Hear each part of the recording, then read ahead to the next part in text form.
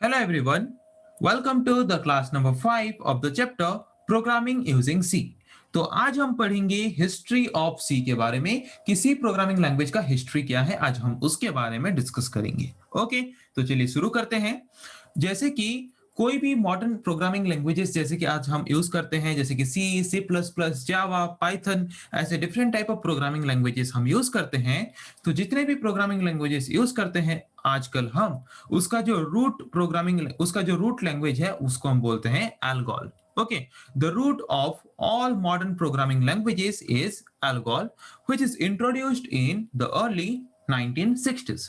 1960 में एक लैंग्वेज निकला था एल्गोल, जो कि आजकल जितने भी सारे प्रोग्रामिंग लैंग्वेजेस निकल रहे हैं उनका रूट एलिमेंट है। मतलब सबसे प्रोग्रामिंग लैंग्वेज निकलने का जो रूट लैंग्वेज है वो लैंग्वेज है क्या, एल्गोल। ओके, उसके बाद एल्गोल निकलने के बाद 1960s में, उसके बाद 1967 में मार्टिन रिचार्ड ने निकाला और एक तरह का प्रोग्रामिंग लैंग्वेज, जिस तरह के प्रोग्रामिंग लैंग्वेज को हम बोलते हैं बीसीपीएल। बीसीपीएल का फुल फॉर्म है basic combined programming language. Okay, तो ये प्रोग्रामिंग लैंग्वेज को 1967 में मार्टिन रिचार्ड्स ने निकाला था। और इस तरह के प्रोग्रामिंग लैंग्वेज को क्यों यूज किया जाता था? इस तरह के प्रोग्रामिंग लैंग्वेज को ज्यादातर यूज किया जाता था सिस्टम सॉफ्टवेयर्स डेवलप करने के लिए। Different type of system software को डेवलप करने के लिए ज्यादातर इस तरह के प्रोग्रामिंग लैंग्वेज को यूज किया जाता था। जैसे कि हम जानते हैं सॉफ्टवेयर दो तरह के होते हैं, system software, application software. System software को डेवलप करने के लिए मेनली इस तरह के प्रोग्रामिंग लैंग्वेज को निकाला गया था। ओके, फिर 1970 में केन थॉम्पसन ने बीसीपीएल प्रोग्रामिंग लैंग्वेज के फीचर्स और कॉन्सेप्ट को बेस करके, उसको यूज करके उसका और थोड़ा एडवांस वर्जन वाला प्रोग्रामिंग लैंग्वेज निकाला, जिस प्रोग्रामिंग लैंग्वेज का नाम उन्होंने दिया बी।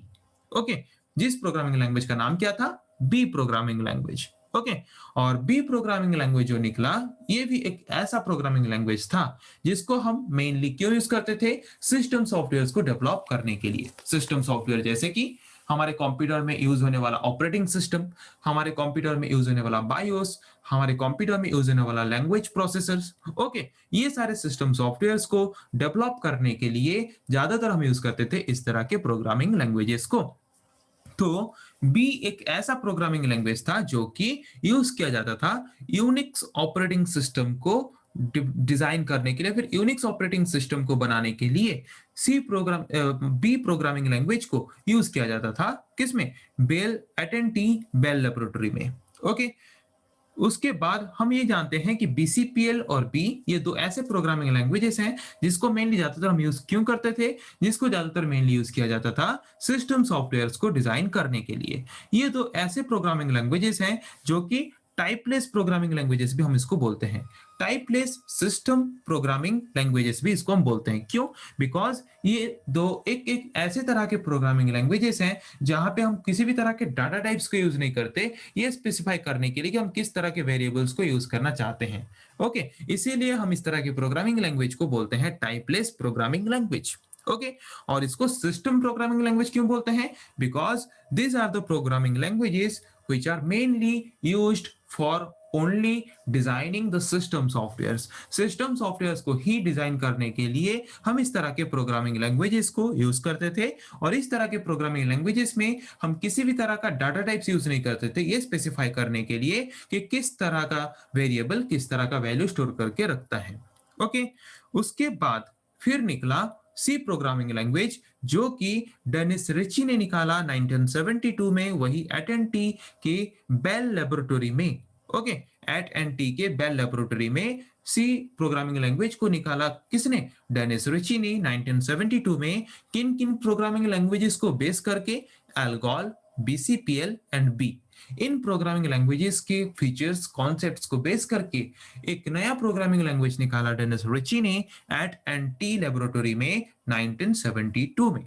ओके, तो सी जो प्रोग्रामिंग लैंग्वेज निकला उसमें हम एल्गोल, बीसीपीएल, बी, इन प्रोग्रामिंग लैंग्वेजेस के कॉन्सेप्ट को यूज करने के साथ साथ उसमें डेनिस रिची ने और कुछ एक्स्ट्रा कॉन्सेप्ट ऐड किया। जैसे कि हमने पढ़ा थोड़ी देर पहले कि बीसीपीएल और बी दो ऐसे प्रोग्रामिंग लैंग्वेजेस हैं जो कि टाइपलेस प्रोग्रामिंग लैंग्वेजेस हैं। मतलब यहाँ पे हम किसी भी तरह के डाटा टाइप्स यूज नहीं करते, तो डाटा टाइप्स वाला कॉन्सेप्ट ऐड हुआ सी प्रोग्रामिंग लैंग्वेज में। उसके साथ साथ और भी बहुत सारे ऐसे powerful features, powerful concepts add किए गए सी प्रोग्रामिंग लैंग्वेजेस में, जिसके द्वारा सी प्रोग्रामिंग लैंग्वेज को हम सिस्टम सॉफ्टवेयर्स को डेवलप करने के साथ साथ एप्लीकेशन सॉफ्टवेयर को भी डेवलप करने के लिए यूज किए। ओके, समझ आ गया? Since it was developed along with the Unix operating system, जबकि बी प्रोग्रामिंग लैंग्वेज यूज करके पहले यूनिक्स ऑपरेटिंग सिस्टम को डेवलप किया जाता था, वही एट एंटी बेल्स लेबोरेटरी में।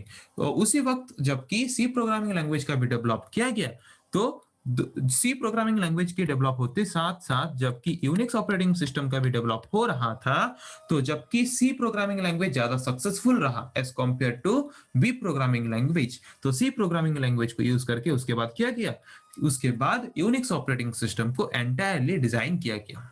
ओके, तो यूनिक्स एक सबसे ज्यादा यूज होने वाला पॉपुलर नेटवर्किंग ऑपरेटिंग सिस्टम्स हैं, जो कि आजकल ज्यादातर यूज होते हैं इंटरनेट की दुनिया में। ओके, जैसे कि इंटरनेट की दुनिया में बहुत सारे कंप्यूटर्स एक मेन कंप्यूटर के साथ कनेक्ट होके उस मेन कंप्यूटर से सर्विस लेते हैं, तो उस मेन कंप्यूटर में हम यूज करते हैं नेटवर्किंग ऑपरेटिंग सिस्टम।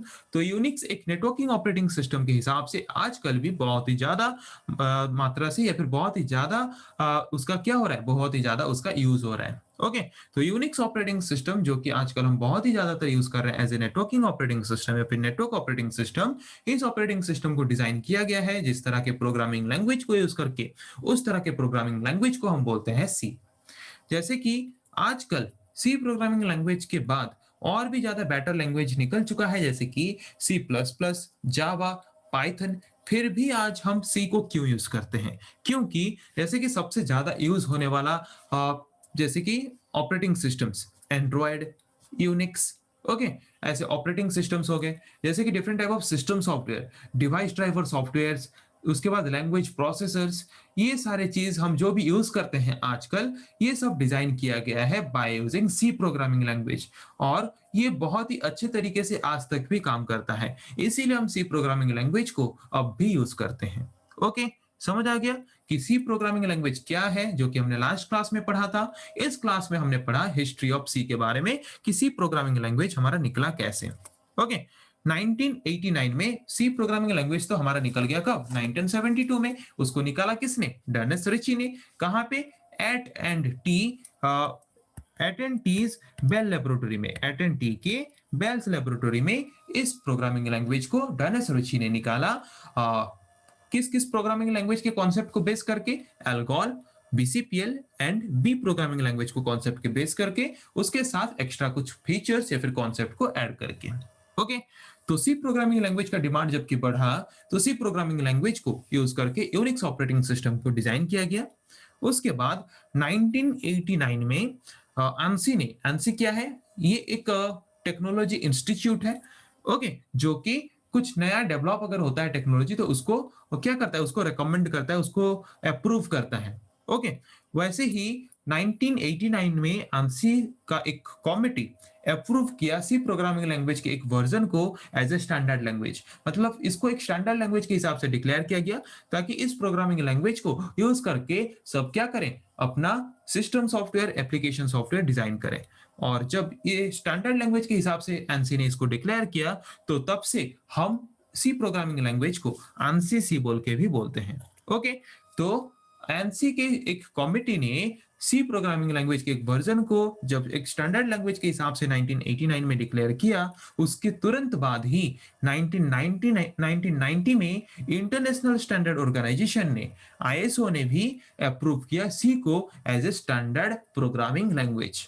ओके, और जो स्टैंडर्ड प्रोग्रामिंग लैंग्वेज को ANSI और आईएसओ ने अप्रूव किया एज ए स्टैंडर्ड लैंग्वेज, वही स्टैंडर्ड प्रोग्रामिंग लैंग्वेज को फिर अपडेट किया गया, मतलब उसमें और कुछ एक्स्ट्रा फीचर्स ऐड किए गए उसको और ज्यादा बेटर बनाने के लिए 1999 में। उसके बाद और ज्यादा चेंजेस नहीं हुआ, उसके बाद और ज्यादा बदलाव नहीं हुआ है सी प्रोग्रामिंग लैंग्वेज को, वही सेम प्रोग्रामिंग लैंग्वेज को आज हम यूज करते हैं। ओके, तो समझ आ गया हिस्ट्री के बारे में सी प्रोग्रामिंग लैंग्वेज का, कि सी प्रोग्रामिंग लैंग्वेज निकला कैसे। सबसे फर्स्ट प्रोग्रामिंग लैंग्वेज जो था, रूट हमारा था प्रोग्रामिंग लैंग्वेज निकलने का, एल्गोल। उसके बाद निकला बीसीपीएल, उसके बाद निकला बी, और उसके बाद एल्गोल, बीसीपीएल, बी। तीनों प्रोग्रामिंग लैंग्वेज के कॉन्सेप्ट्स को यूज करके और उसके साथ और कुछ एक्स्ट्रा फीचर्स ऐड करके 1972 में डेनिस रिची ने बेल्स लेबोरेटरी में निकाला सी प्रोग्रामिंग लैंग्वेज को। तो सी प्रोग्रामिंग लैंग्वेज का यूज आजकल अब भी चल रहा है, क्योंकि सी प्रोग्रामिंग लैंग्वेज को यूज करके बहुत ही बड़े बड़े तरह के ऑपरेटिंग सिस्टम्स, जैसे कि बहुत ही बड़े बड़े तरह के सिस्टम सॉफ्टवेयर को डेवलप किया गया है, जो कि आजकल बहुत ही ज्यादा तरीके से यूज हो रहा है। ओके, तो फिर जबकि सी एक स्टैंडर्ड प्रोग्रामिंग लैंग्वेज, एक बेटर प्रोग्रामिंग लैंग्वेज के हिसाब से काम किया, तो 1989 में आंसी के एक कमिटी ने इसको स्टैंडर्ड लैंग्वेज के हिसाब से डिक्लेयर किया। तब से हम जब जब से एनसी ने हमारे स्टैंडर्ड लैंग्वेज के हिसाब से डिक्लेयर किया सी प्रोग्रामिंग लैंग्वेज को, तब से हम सी प्रोग्रामिंग लैंग्वेज को एनसीसी भी बोलते हैं। और जब एनसी के एक कमिटी ने डिक्लेयर किया सी प्रोग्रामिंग लैंग्वेज को एक स्टैंडर्ड प्रोग्रामिंग लैंग्वेज के हिसाब से, उसके एक साल बाद ही 1990 में इंटरनेशनल स्टैंडर्ड ऑर्गेनाइजेशन में ने भी सी प्रोग्रामिंग लैंग्वेज को as a standard language approve कर दिया। ओके, और उसके बाद जो स्टैंडर्ड लैंग्वेज को अप्रूव किया था एनसीसी और स्टैंडर्ड आईएसओ ने, और उसको अपडेट किया गया 1999 में, लास्ट अपडेट किया गया था। उसके बाद बहुत ज्यादा चेंजेस हुआ नहीं है सी प्रोग्रामिंग लैंग्वेज है, और उसी को ही आजकल हम यूज करते हैं, और यूज करके डिफरेंट टाइप ऑफ प्रोग्राम या फिर डिफरेंट टाइप ऑफ इंस्ट्रक्शन हम कंप्यूटर को प्रोवाइड करते हैं डिफरेंट टाइप ऑफ टास्क या फिर ऑपरेशन परफॉर्म करने के लिए। ओके, तो समझ आ गया हिस्ट्री ऑफ सी के बारे में। तो नेक्स्ट क्लास में हम पढ़ेंगे फिर ऐसे और कुछ टॉपिक्स के बारे में। आज के लिए इतना ही। Thank you.